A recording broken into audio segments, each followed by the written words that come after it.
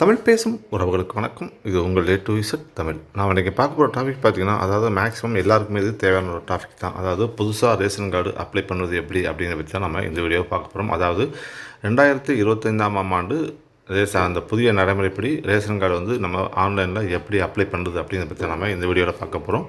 இந்த வீடியோ நீங்கள் முழுமையாக ஸ்கிப் பண்ணாமல் பாருங்கள். அது மட்டும் இல்லாமல் நம்ம சேனலுக்கு இப்போ தான் முதல்ல நீங்கள் வந்திருக்கீங்க அப்படின்னா மறக்காமல் சப்ஸ்கிரைப் பண்ணிக்கிடுங்க. பக்கத்தில் இருக்க பில் பண்ணி எனேபிள் பண்ணிக்கிடுங்க. அப்போ தான் நம்ம போடக்கூடிய வீடியோக்கள் உங்களுக்கு உடனுக்குடன் நோட்டிஃபிகேஷன் வரும். வாங்க வீடியோக்குள்ளே போகலாம். முதல்ல உங்கள் ப்ரௌசரில் tnpds.gov.in அப்படின்னு சொல்லி டைப் பண்ணி என்டர் பண்ணுங்கள். ஃபஸ்ட்டாக வரக்கூடிய அந்த வெப்சைட்டை லிங்கை நீங்கள் செலக்ட் பண்ணுங்கள்.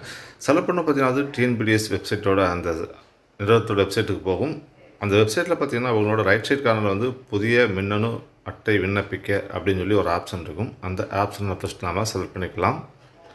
ஏன்னா அதுக்கு கீழே எக்கச்சக்கமான ஆப்ஷன் இருக்கும். ஆனால் நம்ம இப்போ பார்க்குறது வந்து புதிய மின்னணு அட்டை விண்ணப்பிக்க அப்படிங்கிற அந்த இதை செலக்ட் பண்ணிக்கலாம். அது பார்த்திங்கன்னா ஒரு விண்ணப்ப படிவம் மாதிரி வரும். அந்த விண்ணப்ப படிவத்தில் நிறைய டீட்டெயில்ஸ் எல்லாம் கேட்டிருப்பாங்க. நம்ம அதை தான் இப்போ ஃபில்அப் பண்ணணும். மேக்ஸிமம் பார்த்திங்கன்னா எல்லாருமே புது கார்டு அப்ளை பண்ணுறதுக்கு ஒன்று கூட்டு குடும்பத்திலேருந்து பிரிஞ்சு போயிருக்கணும். அப்படி இல்லைன்னா அவங்களுக்கு கல்யாணமாகி அவங்க வந்து தனி குடும்பம் போயிருக்கணும். இந்த மாதிரி இருந்தால் மட்டும் தான் அவங்க நியூ கார்டு அப்ளை பண்ணுவாங்க. இந்த நியூ கார்டு அப்ளை பண்ணிட்டு பார்த்தீங்கன்னா ஃபஸ்ட்டு கூட்டு குடும்பமாக இருந்தாங்கன்னா சரி, கல்யாணமாகி நியூ மேரேஜ் ஆகி நீங்கள் புதுசாக தனியாக குடியிருந்தாலும் சரி, முதல்ல உங்கள் ரேஷன் கார்டிலேருந்து உங்களோட பெயரை வந்து நீக்கம் பண்ணி அதற்கான சான்று வந்து ஆன்லைனில் பெற்று வச்சுக்கணும். அப்போ தான் நம்ம அப்லோட் பண்ண முடியும். இது வந்து முக்கியமான சான்று.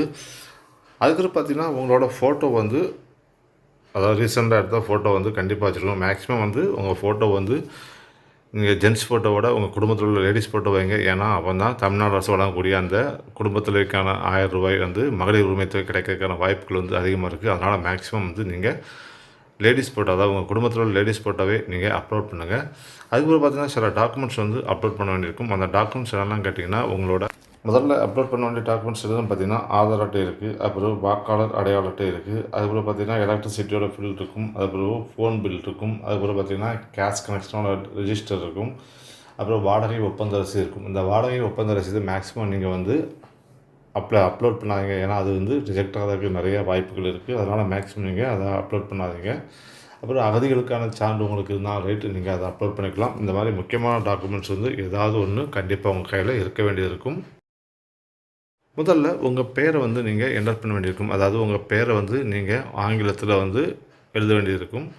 அதாவது நீங்கள் தவறு இல்லாமல் ஆங்கிலத்தில் எழுதுங்க. அதுக்கப்புறம் பார்த்திங்கன்னா அதை வந்து தமிழில் நீங்கள் டைப் பண்ண வேண்டியிருக்கும். ஆட்டோமேட்டிக்காக நீங்கள் இங்கிலீஷில் டைப் பண்ணாலே அது ஆட்டோமேட்டிக்காக வந்து தமிழாக மாறும்.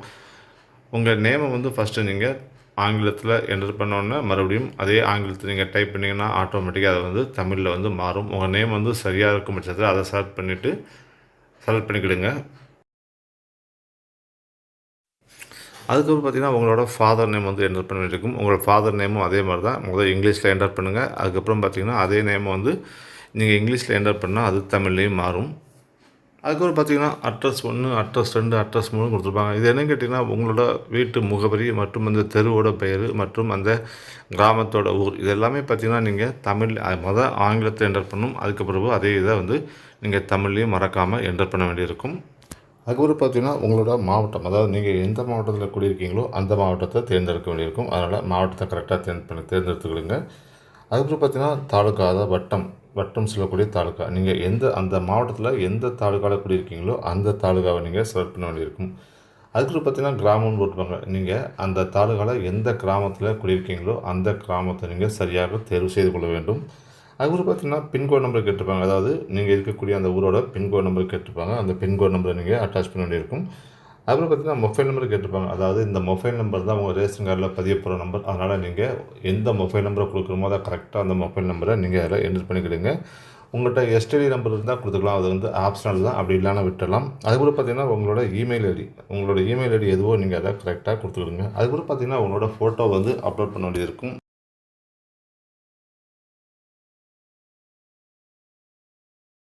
உங்கள்கிட்ட வந்து வெப் கேமரா இருந்ததுன்னா நீங்கள் வெப் கேமரா மூலமாக உங்கள் ஃபோட்டோவாக எடுத்துக்கலாம். அப்படி இல்லாத பட்சத்தில் வந்து உங்கள்கிட்ட உங்கள் ஃபைலில் உள்ள ஃபோட்டோவை அப்லோட் பண்ணிக்கலாம். அந்த ஃபோட்டோ பார்த்திங்கன்னா மேக்ஸிமம் வந்து 5 MBக்கு மேலே இருக்கக்கூடாது. அந்த ஃபோட்டோ வந்து மேக்ஸிமம் வந்து நல்ல தெளிவாக இருக்கிற மாதிரி கொடுங்க. அப்போ அந்த புகைப்படம் வந்து நல்லாயிருக்கும்.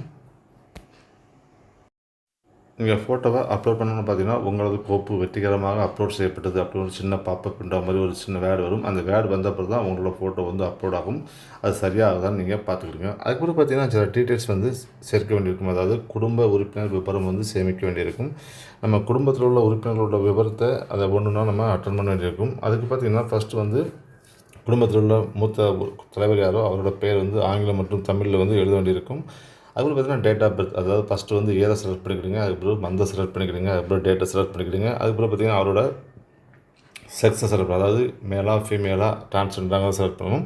அதுக்கப்புறம் பார்த்தீங்கன்னா நேஷனாலிட்டி, அவர் இந்தியன், அந்த இந்தியன் மட்டும்தான் மேலே இருக்கும். அதை இந்தியனை செலக்ட் பண்ணிக்கலாம். அதுக்கப்புறம் பார்த்தீங்கன்னா ரிலேஷன் கேட்டிருப்பாங்க, அதாவது அந்த குடும்பத்தில் அவர் யார் அப்படின்னு கேட்டிருப்பாங்க. அதாவது அந்த குடும்ப உறுப்பினர், குடும்பத் தலைவரா இல்லை மகனும் அப்பாவும் அந்த மாதிரி கேட்டிருப்பாங்க. நீங்கள் அதை கரெக்டாக செலக்ட் பண்ணிக்கிடுங்க. அதுக்கப்புறம் பார்த்தீங்கன்னா அந்த குடும்பத்திலோட ஒர்க் கேட்டிருப்பாங்க. அவர் வந்து ஒர்க் பண்ணவரா, இல்லை ஒர்க் பண்ணாதவரா, அரசாங்கத்தில் உத்தியோகம் பண்ணுறவரா, இல்லை தனியாரில் வேலை பார்க்குறாரா அப்படிங்கிற டீட்டெயில்ஸ் இருக்கும். அது உங்கள்கிட்ட இருந்தால் நீங்கள் என்னென்ன இருக்கோ நீங்கள் அதை கொடுங்க. அப்படி இல்லா பட்சத்தில் அதர்ஸ் அப்படின்னு சொல்லி ஒரு ஆப்ஷன் இருக்கும். அந்த ஆப்ஷனை நீங்கள் செலக்ட் பண்ணிக்கலாம்.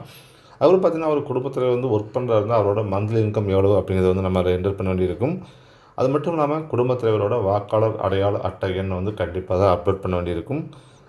அதுக்கு அடுத்த ஆப்ஷன் பார்த்தீங்கன்னா மாற்றுத்திறனாளியான்னு கேட்டிருப்பாங்க. அதாவது மாற்றுத்திறனாளி ஆம், இல்லை அப்படி 2 ஆப்ஷன் இருக்கும். நீங்கள் மாற்றுத்திறனாளியாக இருந்தால் ஆம்ங்கிற ஆப்ஷனை செலக்ட் பண்ணுங்கள். அப்படி ஆம்ங்கிற ஆப்ஷனை நீங்கள் செலக்ட் பண்ண பட்சத்தில் பார்த்தீங்கன்னா அந்த மாற்றுத்திறனாளிக்கான ஆவணத்தை வந்து அப்லோட் பண்ண வேண்டியிருக்கும்.